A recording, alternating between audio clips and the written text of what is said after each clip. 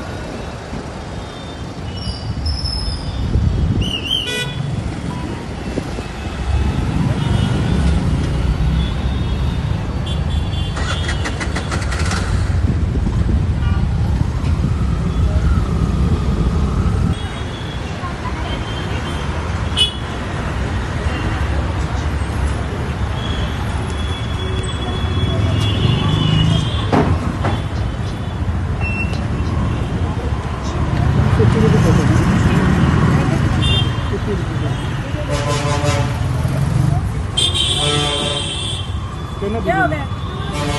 इधर नहीं।